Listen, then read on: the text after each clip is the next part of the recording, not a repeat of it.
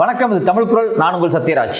இன்னைக்கு பாஜக கட்சி ஆட்சியில் இருக்கு அப்படின்னா அதுக்கு முக்கியமான காரணம் கூட்டணி தான். குறிப்பாக தெலுங்கு தேசம் கட்சியினுடைய கூட்டணியும் நிதிஷ்குமாருடைய ராஷ்டிரிய ஜனதாதள், இந்த ரெண்டு கட்சியினுடைய கூட்டணியால தான் இன்னைக்கு மோடி பிரதமராக இருக்கிறார். இதுல ஏதாவது ஒரு கட்சி அவரை கைவிட்டாலும் அவரால் மெஜாரிட்டியை ப்ரூவ் பண்ண முடியாது. ஒரு மைனாரிட்டி கவர்மெண்டா தான் அது இருக்கு. ஸோ அப்போ இந்த சூழ்நிலையில பாத்தீங்க அப்படின்னா பீகார்ல தேர்தலை மையமாக வச்சு அங்க வாக்காளர் பட்டியலை ரிவிஷன் பண்றதுக்காக மோடி அரசாங்கம் சில சிறப்பு திட்டங்களை முன் வச்சிருக்காங்க. ஸ்பெஷல் இன்டென்சிவ் ரிவிஷன் அப்படிங்கிறது நம்ம ஏற்கனவே இது குறித்து ரொம்ப விரிவா சில வீடியோக்களை பேசியிருக்கிறோம். பட் இந்த ஸ்பெஷல் இன்டென்சிவ் ரிவிஷனை எல்லாத்தாலும் ஏற்றுக்கொள்ளப்பட்டிருக்கா அப்படின்னா எல்லாத்தாலும் ஏற்றுக்கொள்ளப்படலை. எதிர்க்கட்சிகள் கடுமையாக எதிர்க்கிறாங்க. குறிப்பாக பீகார் இருக்கக்கூடிய எல்லா எதிர்க்கட்சிகளுமே ரொம்ப கடுமையாக எதிர்க்கிறாங்க. பாஜகவை தவிர்த்து நேரடியாக மற்ற கட்சிகளை எதிர்க்கிறாங்க. நிதிஷ் மட்டும் கொஞ்சம் மௌனம் காக்கிறாரு. இந்த சூழ்நிலையில பாத்தீங்க அப்படின்னா பாஜகவினுடைய கூட்டணியா இருக்கக்கூடிய தெலுங்கு தேசம் கட்சியினுடைய பாராளுமன்ற குழு நேரடியாக தேர்தல் ஆணையரை பார்த்து ஒரு கடிதம் கொடுத்திருக்கிறாங்க. அந்த கடிதம் வெளிப்படையாகவே சந்திரபாபு நாயுடு பாஜக அரசாங்கத்துக்கு ஒரு எச்சரிக்கை விடுறார். நீங்க பீகார்ல இது மாதிரி பண்றது மிகப்பெரிய தவறான செயல் அப்படிங்கிறத வேற வேற லாங்குவேஜ்ல ஒரு கடிதமாகவே கொடுத்திருக்கிறார். அந்த கடிதம் இன்னைக்கு தேர்தல் ஆணையரை பார்த்து கொடுக்கப்பட்டிருக்கு. இந்தியாவினுடைய தலைமை தேர்தல் ஆணையர் ஞானேஷ்குமாரை பார்த்து பாராளுமன்ற குழு தலைவர், அதாவது தெலுங்கு தேசத்தினுடைய பாராளுமன்ற குழு தலைவர் ஸ்ரீகிருஷ்ண தேவராயலு, அது மட்டும் இல்லாமல் 5 எம்பிக்கள் சைன் பண்ணி நேரடியாக கொண்டு கொடுத்துருக்காங்க.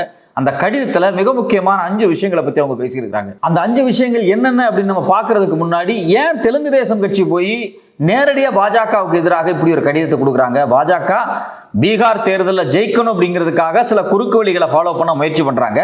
அதை ஏன் இது எதிர்க்குது ஒரு கூட்டணி அரசு அப்படிங்கிற ஒரு கேள்வி எல்லாத்துக்குமே வருது. நிதிஷ்குமாருக்கே இந்த பீகார்ல நடக்கக்கூடிய வாக்காளர் பட்டியல் மறுவரைவு இருக்கு இல்லையா, அது அவருக்கே பாதிப்பு ஏற்பட போகுது. குறிப்பாக நிதிஷ்குமாருக்கு இஸ்லாமிய ஓட்டுகள் கொஞ்சம் கன்சிடரபிளா கிடைக்கும். அந்த ஓட்டுகள் எல்லாமே மிக மோசமாக பாதிக்கப்படுற சூழல் ஏற்பட்டிருக்கு. அப்ப ஸ்பெஷல் இன்டென்சிவ் ரிவிஷன் அப்படிங்கிறது அங்க இருக்கக்கூடிய ஆர்ஜேடியோ காங்கிரஸோ மற்ற கட்சிகளுக்கு மட்டும் கிடையாது. இன்னைக்கு பாஜகவினுடைய ஸ்ட்ராங்கான கூட்டணியா இருக்கக்கூடிய ராஷ்டிரிய ஜனதாதளம் யுனைடெடுக்குமே இது பிரச்சனையா போகும். நிதிஷ்குமாருக்கே ஒரு சாதகமான சூழல் கிடையாது அப்படிங்கிறத மனசுல வச்சுட்டு நேரடியா நிதிஷ்குமார் வெளிப்படையா பேசல. ஆனா சந்திரபாபு நாயுடு பேசியிருக்காரு அப்படின்னா மேபி அவர் சொல்லி இவர் இந்த கூட்டணிக்குள் ஒரு சலசலப்பை ஏற்படுத்துவதற்கான முயற்சிகள் நடக்குதுன்னு நம்ம பார்க்கலாம். இதுல குறிப்பா சொல்ல போன அந்த கடிதத்தில் 5 விஷயங்களை பத்தி சந்திரபாபு நாயுடும் அவங்க கட்சி சார்ந்த எம்பிக்கள் தேர்தல் ஆணையரை பார்த்து கேட்கிறாங்க. ஒன்னு என்னன்னா adequate time and advance notification. அதாவது நீங்க 6 மாசத்துக்கு உள்ள அந்த பீகார் இருக்கக்கூடிய 7 கோடி மக்களுடைய வாக்காளர் பட்டியலையும் ரிவிஷன் பண்றதுக்காக அந்த மக்கள்கிட்ட 11 டாக்குமெண்ட்டை நீங்க கேட்குறீங்க. இது போதிய நேரமே கிடையாது. இன்னும் 5 மாசத்துல தேர்தல் வரப்போகுது. தேர்தல் வர்றதுக்கு முன்னாடி அவசர அவசரமா நீங்க ஏன் அந்த மக்களை நெருக்கடிக்கு உள்ளாக்குறீங்க? இதனால பல பேருக்கு இந்த டாக்குமெண்ட் இல்லாதனால அவங்களுடைய தரப்பை ப்ரூஃப் பண்ண முடியாத நிலைமைக்கு அவங்க தள்ளப்படுவாங்க. நீங்க ப்ராப்பரா நோட்டிபிகேஷனே கொடுக்கல அப்படிங்கறதான் வெளிப்படையா சொல்லியிருக்காங்க. To ensure voters confidence and administrative preparedness, the SAR process should be conducted with sufficient lead time, ideally not with 6 months of any major elections. 6 மாசம் ஒரு டைம் பீரியடா வச்சு இதை செயல்படக்கூடாது. இது மிகப்பெரிய தவறு அப்படிங்கிற மாதிரி அவங்க சொல்லியிருக்காங்க. ரெண்டாவது முக்கியமான விஷயம் documentation and perception of inclusion அப்படின்னு ஒரு விஷயத்தை சேர்த்திருக்காங்க. அதுல அவங்க ரொம்ப குறிப்பா ஒரு விஷயத்தை என்ன சொல்றாங்க அப்படின்னா, ஏற்கனவே வாக்காளர் பட்டியலில் சேர்க்கப்பட்ட நபர்கள், வாக்காளர் அட்டை வைத்திருக்கக்கூடிய நபர்கள், கடந்த காலங்களில் தேர்தலில் ஓட்டு போட்டுக் கொண்டிருக்கக்கூடிய நபர்களை நீங்கள் நீக்க கூடாது. அது எப்படி இதுக்கு முன்னாடி எல்லா தேர்தலையும் ஓட்டு போட்ட ஒரு நபரை நீங்க திடீர்னு நீங்க உங்களுடைய வாக்காளர் ஆதாரத்தை ப்ரூவ் பண்ணணும் அப்படின்னு சொல்றது? உங்களுடைய பிறப்பிடத்தையும் உங்களுடைய பிறந்த தேதியையும் அதுக்கான உரிய பிறப்பு சான்றிதழ்களையும் நீங்க கொடுக்கணும்னு சொல்றது. அது மட்டும் இல்லாம வாக்காளர்களுடைய பட்டியலிருந்து ரிவிஷன் பண்ணி பேர்களை நீக்கிறது அப்படிங்கிறது ரொம்ப அபத்தமான ஒரு விஷயம் அப்படின்னு சொல்லிட்டு டாக்குமெண்டேஷன் அண்ட் பெர்செப்ஷன் இன்க்ளூஷன்ல வெளிப்படையா என்ன சொல்ல வர்றாங்க அப்படின்னா, ஏற்கனவே இருக்கக்கூடியவங்களை நீங்க பர்டன் ஆஃப் ப்ரூஃபை நீங்க அவங்க மேல போடக்கூடாது அப்படிங்கிறாங்க. இதுல குறிப்பாக Lal Babu Hussain versus electoral registration officer அப்படிங்கக்கூடிய உச்சநீதிமன்றத்தில் நடந்த மிக முக்கியமான ஒரு வழக்கு எடுத்து கோட் பண்ணியிருக்காங்க. அந்த வழக்கில் என்ன சொல்லப்பட்டிருக்குன்னா, the burden of proof lies with the ERO or objector, not the voter, especially when the name exists in the official roll. Official roll, அதாவது வாக்காளர் பட்டியலில் ஒருத்தரோட பேர் இருந்துச்சு அப்படின்னா அந்த பேர் ஏன் இருக்கு, நீ எப்படி சிட்டிசன், நீ எப்படி வாக்காளர் அப்படின்னு நிரூபிக்கக்கூடிய பர்டனை அந்த சிட்டிசன் மேல போடக்கூடாது, அந்த ஓட்டு போடக்கூடிய நபர் மேல போடக்கூடாது. இது யாருடைய பொறுப்பு அப்படின்னா, இது அரசனுடைய பொறுப்பு, இஆர்ஓவோட பொறுப்பு. யார் அதை தவிர்க்கிறாங்களோ அந்த அப்ஜெக்டனுடைய பொறுப்பு. இந்த நபர் பேர் வாக்காளர் பட்டியலில் இருக்கு, இவருடைய பெயர் வாக்காளர் பட்டியலில் இருக்கக்கூடாது, இவர் இந்திய குடிமகன் கிடையாது, இவர்கிட்ட வந்து போதிய ஆதாரங்கள் இல்லை அப்படின்னு சொல்லக்கூடிய அதிகாரமும் பொறுப்பும், அதிகாரம் கூட நம்ம வெளிப்படையாக சொல்ல முடியாது, அதனுடைய பொறுப்பு யாரிடம் இருக்குது என்றால் தேர்தல் ஆணையத்திடம் தான் இருக்கு. ஆனால் நீங்க என்ன பண்ணி வச்சிருக்கீங்க அப்படின்னா, திடீர்னு மக்களை கூப்பிட்டு நீ எல்லாம் இந்தியன்னு ப்ரூவ் பண்ணு, நீ எல்லாம் எங்க பிறந்தன ப்ரூவ் பண்ணு, நீ எல்லாம் வந்து எந்த தேதியில பிறந்தன ப்ரூவ் பண்ணு, உங்க அம்மா அப்பா எந்த தேதியில ப்ரூவ் பண்ணு அப்படின்னு சொல்றது வந்து நியாயமே கிடையாது அப்படின்னு சொல்லி வெளிப்படையா மென்ஷன் பண்ணியிருக்காங்க. அதுல குறிப்பா Lal Babu Hussain versus electoral registration ஆபீசருடைய வழக்கு, இந்த வழக்கு உச்சநீதிமன்றத்தில் நடந்துச்சு. அந்த வழக்குல உச்சநீதிமன்றம் என்ன தீர்ப்பை கொடுத்திருக்கிறதோ அந்த தீர்ப்பை கோட் பண்ணி எடுத்து அந்த கடிதத்தில் எழுதியிருக்கிறாங்க. இது ரொம்ப ரொம்ப முக்கியமான ஒரு விஷயம். ஏன் அப்படின்னா, ஒரு வாரத்துக்கு முன்னாடி தான் பார்த்தீங்க அப்படின்னா இந்த வழக்கு உச்சநீதிமன்றத்தில் வந்துச்சு. உச்சநீதிமன்றம் இந்த வழக்கை ரொம்ப சீரியஸாக எடுத்துட்டு என்ன சொன்னாங்க அப்படின்னா, நீங்கள் வந்து 11 டாக்குமெண்ட் கேட்குறீங்க, ஏன் வந்து ஆதார் கார்டையும் ஓட்டர் ஐடியும் ரேஷன் கார்டையும் நீங்கள் ஒரு கன்சிடர் பண்ணக்கூடாது, அதை மூணையும் நான் கன்சிடர் பண்ண மாட்டேன் அப்படின்னு சொல்றது எந்த வகையில் நியாயம்? ஒரு குடிமகன் ஓட்டு போடணும் அப்படின்னா அவனுடைய பிறந்த தேதியையும் அவன் பிறந்த இடத்தையும் ஆதாரத்தோடு ப்ரூஃப் பண்ணணும் அப்படின்னு நீங்கள் சொல்றீங்க. சரி, ரைட்டு. அது வந்து ஆதாரத்தோட ப்ரூஃபா எதில் இருக்குன்னா ஓட்டர் ஐடியில் இருக்கு, ரேஷன் கார்டில் இருக்கு. அது மட்டும் இல்லாமல் ஆதார் கார்டு இருக்கு. ஸோ ஆதார் கார்டு இப்போ வந்தது, இந்த ஒரு 10 வருஷத்துக்குள்ள வந்ததுன்னு கூட சொல்லலாம். அதுக்கு முன்னாடி என்ன இருக்கு அப்படின்னா ரேஷன் கார்டு இருக்கு, ஓட்டர் ஐடி இருக்கு. இது 1945-50 இருந்தே இது வந்து ஃபாலோ பண்ணப்பட்டு இருக்கு. நீங்க ஏன் காலங்காலமா இருக்கக்கூடிய ரேஷன் கார்டையும் ஓட்டர் ஐடியும் அதே சமயத்தில் ஆதார் அட்டையும் நீங்க வந்து செல்லாதுன்னு சொல்லிட்டு நீங்க புதுசா ஒரு 11 டாக்குமெண்ட் கேட்குறீங்க, இது நியாயமா அப்படிங்கிறது வந்து எல்லாருமே வெளிப்படையா கேட்கறாங்க. உச்சநீதிமன்றம் இதைத்தான் வந்து போன வாரம் கேட்டாங்க. ஆனா உச்சநீதிமன்றம் இதை வந்து வெளிப்படையா இது தவறு அப்படின்னு சொல்லலை. ஸோ வெரிஃபிகேஷனை பற்றி தான் உச்சநீதிமன்றம் பேசுது, டாக்குமெண்ட் அடிஷ்னலாக சேர்த்துக்குங்கன்னு தான் சொல்லுது. ஸோ இப்போ நாம கவனிக்க வேண்டிய விஷயம் அப்படின்னா, ஏற்கனவே உச்சநீதிமன்றத்தில் இப்படி ஒரு தீர்ப்பு இருக்கு.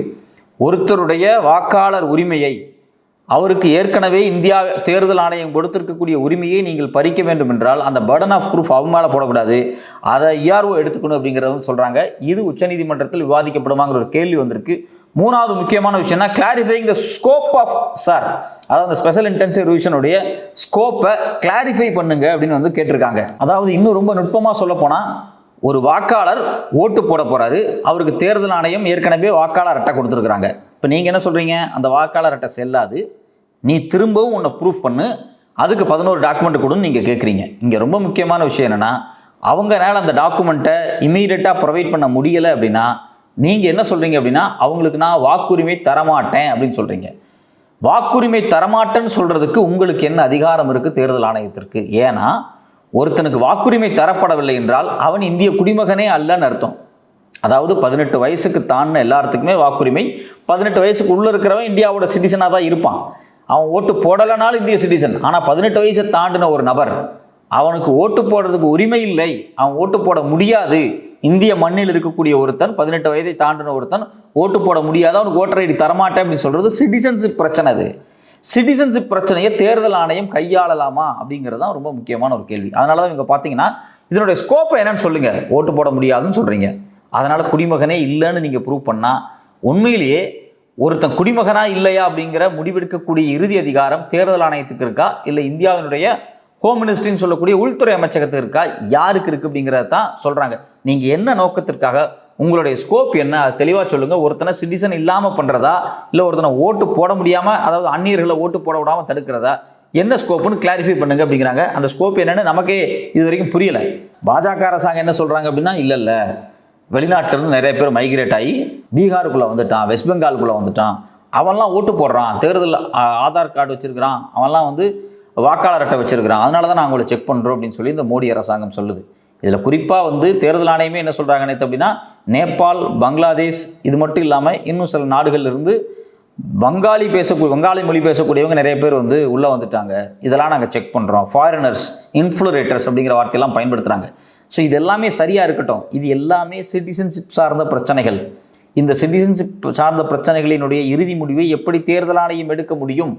அது ரொம்ப முக்கியமான ஒரு கேள்வி இல்லையா? ஏன்னா ஏற்கனவே வந்து இந்தியாவில் என்ஆர்சி ஒரு பெரிய பிரச்சனையாக இருக்குது. என்ஆர்சி அப்படிங்கிறது நேஷனல் சிட்டிசன்ஷிப் ரெஜிஸ்டர் அப்படிங்கக்கூடிய திருத்தங்களை வந்து இந்த மோடி அரசாங்கம் செய்ய முயற்சி பண்ணுறாங்க. அதில் அவங்க என்ன பண்ணுறாங்க அப்படின்னா, குறிப்பாக இஸ்லாமியர்களை குறிவைத்து அவங்க வந்து எந்த நாட்டிலிருந்து மைக்ரேட் ஆகி இந்தியாவுக்குள்ளே வந்திருந்தாலும், இங்கே வந்து 30 ஆண்டுகள் 40 ஆண்டுகள் வாழ்ந்திருந்தாலும் அவங்களுக்கு நாங்கள் வந்து சிட்டிசன்ஷிப் தரமாட்டோம். அதாவது இந்தியாவிலேயே பிறந்த ஒரு வங்காள முஸ்லீமாக இருந்தாலும் அவங்க அம்மா அப்பா வெளிநாடுகளிலிருந்து வந்ததால் அவங்களுக்கு நாங்கள் வந்து எப்பயுமே தரமாட்டோம் அப்படின்னு சொல்லி ஒரு பொது அமெண்ட்மெண்ட்ஸ் வந்து என்ஆர்சிக்குள்ள கொண்டு வந்து ஒரு மிகப்பெரிய பஞ்சாயத்து வந்து ஏற்கனவே ஓடிக்கிட்டு இருக்கு.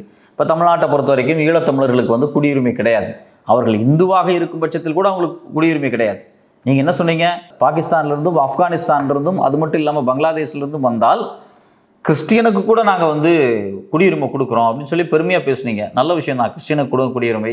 அதே மாதிரி பார்சிகளுக்கும் ஜெயின்ஸுக்கும் சீக்கியர்களுக்கும் கொடுக்குறேன்னு சொன்னீங்க. ஆனால் ஈழத்திலிருந்து இலங்கையிலிருந்து குடிபெயர்ந்து வந்து இந்துக்களுக்கே நீங்கள் கொடுக்கல அப்படிங்கும்போது உங்களுடைய ஸ்கோப்பு தான் என்ன? ஸோ அப்போ நீங்கள் வந்து என்ஆர்சி அப்படின்னு சொல்லக்கூடிய சிட்டிசன்ஷிப் அமெண்ட்மெண்ட்டை புறவாசல் வழியாக தேர்தல் ஆணையத்தை பயன்படுத்தி நீங்கள் செய்கிறீங்க. இது தேர்தல் ஆணையத்தினுடைய ஸ்கோப்புக்குள்ளே வருதா அப்படிங்கிற கேள்வியை தான் வேறு வேறு லாங்குவேஜில் டிடிபி கட்சியினுடைய எம்பிக்கள் வந்து முன் வச்சிருக்காங்க. அது மட்டும் இல்லாமல் migration and inclusion frame work அப்படிங்கிற விஷயத்தை வந்து அவங்க பேசுகிறாங்க. இது ரொம்ப ரொம்ப ரொம்ப முக்கியமானது. இப்போ பார்த்தீங்க அப்படின்னா கிட்டத்தட்ட 20 லட்சத்துக்கும் அதிகமானவர்கள் வந்து பீகாரில் இருக்கக்கூடியவங்க இந்தியா முழுக்க பல்வேறு மாநிலங்களில் வந்து மைக்ரேட்டாக போய் வேலை பார்த்துக்கிட்டு இருக்காங்க. இன்னும் சொல்ல போனால் வெஸ்ட் பெங்காலில் 50 லட்சம் பேர் வந்து வங்காளிகள் வந்து இந்தியா முழுக்க பறந்து வேலை பார்த்துக்கிட்டு இருக்காங்க. இப்போ இவங்கெல்லாம் தமிழ்நாட்டில் இருக்கக்கூடிய, இப்போ தமிழ்நாட்டில் பார்த்தீங்கன்னா பெங்காலிகள் அதிகமாக இருப்பாங்க, பீகாரிகள் அதிகமாக இருப்பாங்க. இவங்க எல்லாத்துக்கும் ஓட்டு போடக்கூடிய உரிமை எங்கே இருக்குன்னா வெஸ்ட் பெங்காலில் இருக்கும், இல்லை பீகாரில் இருக்கும். இப்போ இவங்களுடைய டாக்குமெண்ட்டை ப்ரூவ் பண்ண வேண்டிய சூழல் வந்துருச்சு. இப்போ எப்படி ப்ரூவ் பண்ண முடியும்? அவங்க இங்கே இருக்காங்க, தமிழ்நாட்டில் இருக்காங்க, அவன் திருப்பூரில் உட்காந்துருப்பான், கோயம்புத்தூரில் உட்காந்துருப்பான், கேரளாவில் பாலக்காடில் இருப்பான், கர்நாடகாவில் இருப்பான், பெங்களூரில் இருப்பான், இங்கே உட்காந்துட்டு இருப்பான். இவன் எப்படி அங்கே போய் ப்ரூஃப் பண்ண முடியும்? அதுக்கான பாசிபிலிட்டிஸ் இல்லை. அப்போ மைக்ரேட்டட் ஒர்க்கர்ஸ் குறித்து உங்களுடைய பார்வை என்ன? இது ரொம்ப ரொம்ப ஒரு முக்கியமான ஒரு கேள்வியாக இருக்கும். ஸோ இப்போ ரொம்ப முக்கியமான விஷயம், பீகாருக்குள்ளே இருக்கக்கூடிய ஆட்களே பார்த்தீங்கன்னா நிறைய பேர் வந்து வெளி மாநிலத்திலேருந்து பீகாருக்குள்ளே வந்திருப்பாங்க. இப்போ அவங்களுடைய சிட்டிசன்ஷிப்பில் அவங்களுடைய ஓட்டர் ஐடியை ப்ரூவ் பண்ணுறதுல பல சிக்கல்கள் இருக்கலாம். ஸோ ஒரு தற்காலிகமான ஷிஃப்ட் நடந்திருக்கும். நிறையவே வந்து சீஸ்னல் ஷிஃப்டிங் தான் அதிகமாக இருக்கும். அதாவது நிரந்தரமான குடிபெயர்வு அப்படிங்கும்போது அவங்க அட்ரஸையே மாற்றிருப்பாங்க, ஓட்டர் ஐடி மாற்றுவாங்க, பல விஷயங்கள் நடக்கும். ஆனால் சீஸ்னல் மைக்ரேஷன்ஸ்னு ஒன்று இருக்குது. அதாவது காலத்திற்கு ஏற்ப 6 மாதம் 1 வருஷம் ஒரு இடத்துல வேலை பார்ப்பாங்க, திருப்பி வருவாங்க. இது மாதிரியான விஷயங்களை பொருட்படுத்தாமல் நான் பாட்டுக்கு வாக்காளர் பட்டியலை திருத்துறேன் அப்படின்னு சொல்லி நீங்கள் இன்றைக்கி என்ன சொல்கிறீங்க அப்படின்னா கிட்டத்தட்ட ஒரு 93 லட்சம் பேர்த்துக்கு வந்து இது வரைக்கும் டாக்குமெண்ட் வந்து ப்ரூஃப் டாக்குமெண்ட் கொடுக்கல அப்படின்னு சொல்லும்போது இது வந்து ஒரு பெரிய ஒரு அச்சத்தை ஏற்படுத்துது. பீகாரில் இருக்கக்கூடிய 1 கோடி இந்தியர்களை, 1 கோடி பீகாரிகளை அவங்கள வந்து இந்திய குடிமக்கள் அல்ல அப்படின்னு ஒதுக்குற வேலை நடக்குதாங்கிற கேள்வி வருது. அதைத்தான் வேற வேறு லாங்குவேஜில் இவங்க கேட்குறாங்க. இது மட்டும் இல்லாமல் procedural clarity on deletion and redressal அப்படிங்கிறாங்க. We urge the commission to ensure voter deletion follow a reasoned order with due notice and to allow stage wise verification அப்படிங்கிறாங்க. அதாவது நீங்கள் வந்து ஒருத்தரை வந்து ஏற்கனவே பட்டியலில் இருக்கக்கூடியவங்களை இவங்க வாக்காளர் அல்லன்னு நீங்கள் டெலிட் பண்ணுறீங்க அப்படின்னா அதை ரொம்ப ரொம்ப ரொம்ப கிளாரிட்டியோட ப்ராசஸாக நீங்கள் பண்ணணும். அதுக்கு ஒரு பெரிய ப்ராசஸ் இருக்குது. நீங்கள் பாட்டுக்கு 10 டாக்குமெண்ட் இல்லை அப்படிங்கிறதுனால அவங்கள வந்து நீங்கள் வந்து தூக்கி போட்டுற முடியாது. இப்போ வந்து நீங்கள் ஒருத்தர் இறந்து போயிட்டாங்க அப்படின்னா கூட ஒரு பிளாக் லெவல் ஆஃபீஸர் வந்து டோர் டு டோர் வெரிஃபை பண்ணணும். வீட்டுக்கு போய் இந்த நபர், பர்டிகுலர் நபர் அவருக்கு வந்து ஓட்டு போடுவாரா, இருக்கிறாரா இல்லையா அப்படிங்கிறத செக் பண்ணணும். அப்படி ஒருத்தங்க இறந்து போயிருந்தாங்க அப்படின்னா அவங்களுடைய பர்த் சர்டிஃபிகேட்டை வாங்கி தேர்தல் ஆணையத்தினுடைய அதிகாரிகள், பிளாக் ஆஃபீஸர்ஸ் வந்து வெரிஃபை பண்ணி அவங்களுடைய ஓட்டை கேன்சல் பண்ணி நிறுத்தணும். ரொம்ப முக்கியமான விஷயம் என்னென்னா பீகார் மாதிரியான ரூரல் பிளேஸில் இறந்து போனவங்களுக்கு டெத் சர்டிஃபிகேட் கூட இருக்காது. ஸோ அப்போ அவங்க பேரெல்லாம் நீங்கள் வந்து டெலிட் பண்ணுறது கஷ்டம் தான். ஸோ அதையே ஒரு பெரிய ப்ராசஸாக நீங்கள் ஃபாலோ பண்ணணும். பட் இது மாதிரியான பலவீனங்களை பயன்படுத்தி திடீர்னு பார்த்தீங்கன்னா நேற்று சொல்கிறாங்க 35 லட்சம் வாக்காளர்களுடைய பேர்கள் நீக்க போகிறோம். அவங்கெல்லாம் பார்த்தீங்க அப்படின்னா செத்து போயிட்டாங்க. இன்னும் குறிப்பாக சொல்ல போனால் அங்கே இல்லை, 2 தடவை அவங்களுக்கு 2 பிளேஸில் வந்து வாக்காளர் பேர் இருக்குது. இப்படியெல்லாம் வந்து நேற்று வந்து சொல்கிறாங்க தேர்தல் ஆணையம். இது எல்லாமே ரொம்ப கிளாரிட்டி இல்லாத ஒரு விஷயமாக தெரிகிறது. ஸோ இப்போ தெலுங்கு தேசம் பார்ட்டியை சார்ந்த எம்பிக்கள், அதாவது சந்திரபாபு நாயுடு கட்சியை சார்ந்தவர்கள் வெளிப்படையாக தேர்தல் ஆணையத்தை பார்த்து மிக காட்டமான கேள்விகளை கேட்டிருக்கிறாங்க. இந்த கேள்விகளுக்கு தேர்தல் ஆணையம் இது வரைக்கும் ஏதாவது பதில் சொல்லியிருக்கா, இல்லை அவங்க வந்து ஒரு க்ளோஸ்ட் மீட்டிங் நடத்தினாங்க, அந்த மீட்டிங்கில் ஏதாவது பதில் சொல்லியிருக்காங்களா அப்படிங்கிறது இது வரைக்கும் தெரியலை. இதில் இன்னொரு ரொம்ப கவனிக்கத்தக்க விஷயம்னா தேர்தல் ஆணையம் கடந்த 24 மணி நேரத்தில் என்ன சொல்லியிருக்காங்க அப்படின்னா நாங்கள் 83% வாக்காளர்கள்ட்டிருந்து அந்த 11 டாக்குமெண்ட், அந்த ப்ரூஃப்ஸ் எல்லாத்தையும் வாங்கிட்டோம் அப்படின்னு சொல்கிறாங்க. இது உலகமாக அதிர்ச்சியாக இருக்கிறது. கிட்டத்தட்ட 7.5 கோடி பேர், கிட்டத்தட்ட 8 கோடி பேர் வந்து பீகாரில் ஓட்டு போடுறதுக்கான தகுதி உள்ள பட்டியலில் இருக்கிற நபர்கள், அதாவது தேர்தல் ஆணையத்தினுடைய பட்டியலில் இருக்கக்கூடிய அந்த 8 கோடி நபர்களில் நாங்கள் கிட்டத்தட்ட 83% நபர்களுடைய ப்ரூஃபை வாங்கிட்டோம் அப்படிங்கிறாங்க. கிட்டத்தட்ட 6.5-7 கோடி பேருக்கு பக்கமாக நாங்கள் வாங்கிட்டோம் அப்படிங்கிறாங்க. எப்படி இதெல்லாம் ஒரே வாரத்தில் சாத்தியமாகும்? இந்தியாவினுடைய அரசு மெக்கானிசம் இவ்வளோ ஸ்ட்ராங்கானதா? ஒரு ஒரு 7 கோடி பேர் 6 கோடி பேர் திட்ட ஆவணங்களை வாங்குறது இவ்வளோ வேகமாக நடந்திருக்கா அப்படிங்கிற ஒரு கேள்வி வந்திருக்கு. அது மட்டும் இல்லாமல் ஒரு 83 லட்சம் பேர் இல்லை 93 லட்சம் பேர், அதாவது 1 கோடி பேர்த்துக்குள்ளே வந்து டாக்குமெண்ட்ஸ் கொடுக்கல இது வரைக்கும் அப்படிங்கிற ரிப்போர்ட்ஸையும் கொடுக்குறாங்க. அது மட்டும் இல்லாமல் இந்த ஆவணங்களை சப்மிட் பண்ணுறதுக்கு இன்னும் 1 வாரம் தான் டைம் இருக்குது. அதுக்கு பிறகு சப்மிட் பண்ண முடியாது, அவங்களாம் வாக்காளர் பட்டியலேருந்து அவங்க பேர் நீக்கப்படும். இது எல்லாத்தையும் கன்சிடர் பண்ணுற சொல்லி தான் இன்றைக்கி வந்து தெலுங்கு தேசம் கட்சி வந்து தன்னுடைய கூட்டணி கட்சியாக இருந்தாலும் வெளிப்படையாக மோடி அரசாங்கத்திற்கு எதிராக தேர்தல் ஆணையத்தை சந்தித்து சில கடிதங்களையும் கேள்விகளையும் கொடுத்துருக்குறாங்க. நிதிஷ்குமார் மௌனமாக இருக்கிறாரு. அவர் டைரெக்டாக பேச முடியுமா முடியாதா அப்படிங்கிற குழப்பத்திலேயே இருக்கிறாரு. அதனால் மேபி சந்திரபாபு நாயுடு அவர் சாதகமாக பேச சொல்லியிருக்கலாம். ஏன்னா இப்போ தான் சந்திரபாபு நாயுடு ஆட்சிக்கு வந்து 1 வருஷத்துக்குள்ளே தான் ஆகுது. அவருக்கு வந்து 2029 தான் எலெக்ஷன். ஸோ ஏன் சந்திரபாபு நாயுடு பயப்படணும் அப்படின்னா, அவருடைய ஆந்திராவில் இருக்கக்கூடிய ஒரு குறிப்பிட்ட இஸ்லாமிய ஓட் பேங்க், கிட்டத்தட்ட 7 to 8% வந்து ஆந்திராவில் பார்த்தீங்கன்னா முஸ்லீம் ஓட் பேங்க் தான். இந்த ஓட் பேங்க் எல்லாம் வந்து டிடிபிக்கு ஒரு மிகப்பெரிய ஆதரவு, தெலுங்கு தேசம் கட்சிக்கு ஒரு பெரிய ஆதரவு கொடுக்குறாங்க. ஸோ அப்போ இந்த ஆதரவு வாக்குகளை எப்படியாவது தொடர்ச்சியாக தக்க வச்சுக்கணும், வரக்கூடிய தேர்தல்களை தக்க வச்சுக்கணும். அப்படின்னா வேறு வழி இல்லை, இப்போ இருந்தே குரல் கொடுக்கணும். நாளைக்கு தேர்தலில் போய் முஸ்லீம் மக்களை பார்க்கும்போது பார்த்தீங்களா அன்னைக்கு பீகாரில் வந்து இப்படி ஒரு விஷயத்தை கொண்டு வந்தாங்க, நீங்கள் அதுக்கு எதிராக பேசுனீங்களாங்கிற கேள்வி வரும். அது மட்டும் இல்லாமல் பீகாரில் கிட்டத்தட்ட 17 to 18% இஸ்லாமிய மக்கள், அவங்க பெரும்பாலும் நிதிஷ்குமாருக்கு ஓட்டு போடக்கூடியவங்க. ஸோ இந்த இஸ்லாமிய ஓட் பேங்கை மையமாக வச்சு தனக்கு எந்த கெட்ட பேர் வந்துடக்கூடாது, இந்த விஷயத்தில் வந்து ரொம்ப கரெக்டாக இருக்கணும் அப்படின்னு காமிக்கிறதுக்காகவே நேரடியாக மோடி அரசோடு மோத முயற்சி பண்ணியிருக்கிறார் தெலுங்கு தேச கட்சியினுடைய தலைவர் சந்திரபாபு நாயுடு. பொறுத்திருந்து பார்ப்போம் அடுத்தடுத்தது என்ன நடக்குது அப்படின்னு.